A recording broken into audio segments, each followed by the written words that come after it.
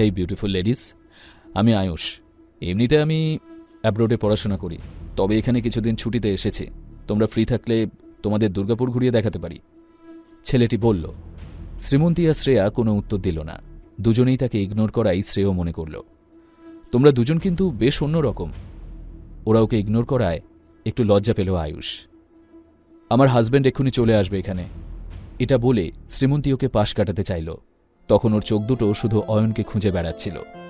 বলতে না বলতেই অয়ন ঠিক তখনই ওখানে চলে এলো, আর হাতে একটা খুব সুন্দর ফুলের তোড়া ছিল। যদিও ওরা মাত্র একদিনের জন্য একে অপরের থেকে দূরে ছিল, তা সত্ত্বেও দুজন দুজনকে মিস করছিল খুব।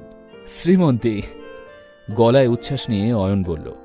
অয়ন, এই বলে শ্রীমন্তীও এগিয়ে গিয়ে অয়নকে শক্ত করে জড়িয়ে ধরল। ওর উচ্ছ্বাস দেখে অয়ন একটু অবাক হয়, আর শ্রীমন্তী যখন অয়নকে ছাড়ল, অয়ন ফুলটা ওর হাতে ধরিয়ে দিয়ে বলল, beautiful flowers for my beautiful baby. কথাটা শুনে লজ্জা পেয়ে যায় শ্রীমন্তী। এদিকে ওদের এভাবে ঘনিষ্ঠ হতে দেখে অবাক হয়ে যায় আয়ুষ। সে ভাবল, এই ছেলেটার কি কপাল, এত সুন্দর বউ কেউ কিভাবে যে পায়। শ্রেয়ার দিকে তাকিয়ে অয়ন জিজ্ঞেস করল, শ্রেয়া, তুমি এখানে হঠাৎ? আমি মা বাবাকে নিয়ে খুব চিন্তায় ছিলাম, তাই ভাবলাম চলে আসি। শ্রেয়ার কণ্ঠস্বর সত্যিই উদ্বিগ্ন লাগছিল। আসলে দুর্গাপুর ছিল ওর হোম টাউন। এই শহরে ওদের অনেকগুলো ফ্যাক্টরি আছে। আমি ইতিমধ্যেই আঙ্কেল আন্টি সম্পর্কে জানার জন্য একজনকে ঠিক করেছি। অয়ন সান্ত্বনা দিয়ে বলল, আসলে আই এম সরি তোমাকে বিরক্ত করার জন্য। শ্রেয়ার নিজেকে সেই মুহূর্তে খুবই অপরাধী লাগছিল। ঠিক আছে শ্রেয়া, এত ভেবো না, এখন চলো, ড্রাইভার আমাদের জন্য অপেক্ষা করছে। শ্রীমন্তীর হাত ধরে অয়ন কথাটা বলল। শ্রীমন্তী আর শ্রেয়া কিছু বলার আগেই আয়ুষ ঠাট্টা করে বলল, ড্রাইভার? তোমার ড্রাইভার রাখার ক্ষমতা আছে নাকি? আয়ুষের কথায় অয়ন অবাক হল। কেন, তোমার কোনো সমস্যা আছে? না, মানে দেখে তো মনে হচ্ছে না যে তুমি একটা ড্রাইভারের খরচ সামলাতে পারবে বলে। তবে তুমি নিজের ড্রাইভারের কাজটা ভালোই করতে পারবে। অয়নকে নিয়ে ঠাট্টা করে বলল আয়ুষ। অয়নের সাদামাটা পোশাক দেখে সাথে সাথে ও কেমন সেটা বিচার করে নিল আয়ুষ। আমি ড্রাইভার রাখতে পারি কিনা তা নিয়ে তোমার এত মাথা ব্যথা কিসের? তুমি কেন এর মধ্যে ঢুকছ?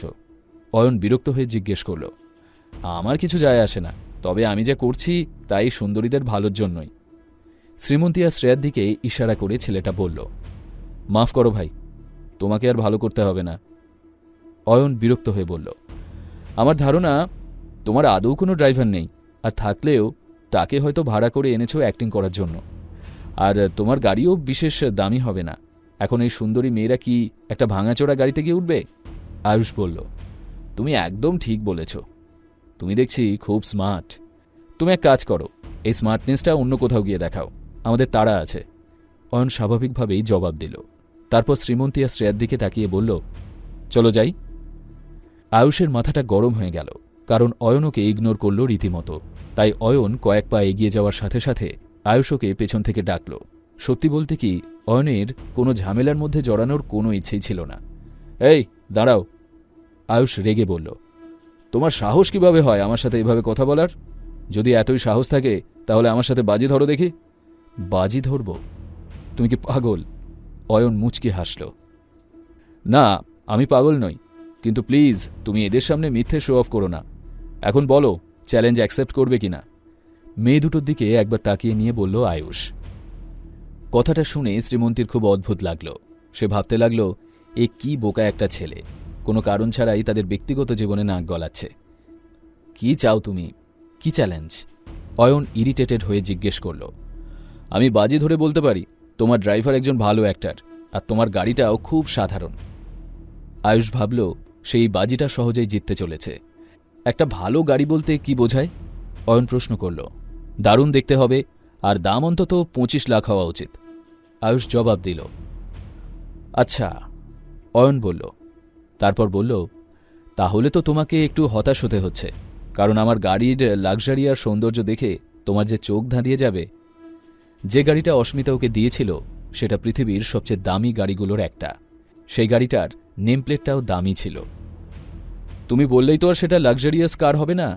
তোমাকে দেখে তো মনে হচ্ছে না তুমি কোনোদিন লাক্সারি কার দেখেছো বলে। এত সুন্দরী মেয়েদের পিক আপ করতে ভাঙাচোরা গাড়ি নিয়ে এসেছো। তারপর আবার বলছো সেটা চালানোর জন্য তোমার ড্রাইভার আছে। এবার অয়ন রেগে যেতে লাগল। ওর মুখে রাগের ছাপ স্পষ্ট বোঝা যাচ্ছিল। এ তো একদম চীনে জোঁকের মতো পেছনে পড়ে গেছে দেখছি। বাদ দাও অয়ন, চলো আমরা যাই এখান থেকে, শ্রীমন্তী বিরক্ত হয়ে বলল। শ্রীমন্তীর কথা শুনে অয়ন ওদের নিয়ে আবার ওখান থেকে বেরোতে গেল। কিন্তু আয়ুষ সেটা হতে দিলে তো ও আবার ওদের আটকে বলল, আমি তোমাদের গাড়িটা দেখতে চাই। এবার শ্রীমন্তী, শ্রেয়া আর অয়ন তিনজনেই বিরক্ত হল। অয়ন বিরক্ত গলায় বলল,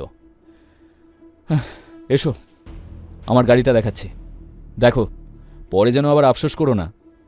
অয়নের গাড়িটা আশেপাশেই ছিল, তাই ও সেটা দেখাতে রাজি হয়ে গেল। আফসোস মোটেও না, আয়ুষ বলল। এবার শ্রীমন্তী পুরোপুরি শকড হয়ে যায়। এখানে অয়নের গাড়ি আছে, এটা কিভাবে সম্ভব হল? তিনজনে পার্কিং এরিয়াতে পৌঁছতেই দেখল গাড়ি নেই। এটা দেখে আয়ুষ খুব খুশি হল। ও অয়নকে মিথ্যাবাদী প্রমাণ করার সুযোগটা হাতে পেয়ে গেল যেন। অয়নের গাড়ি কোথায় চলে গেল? আয়ুষই বা এদের সঙ্গে ঝামেলা পাকাতে এলো কেন? অয়নের গাড়িটা দেখে কি শ্রীমন্তী ওর সম্পর্কে সত্যিটা জানতে পেরে যাবে? জানতে হলে শুনতে থাকুন এই গল্পটি, শুধুমাত্র পকেট এফএমে।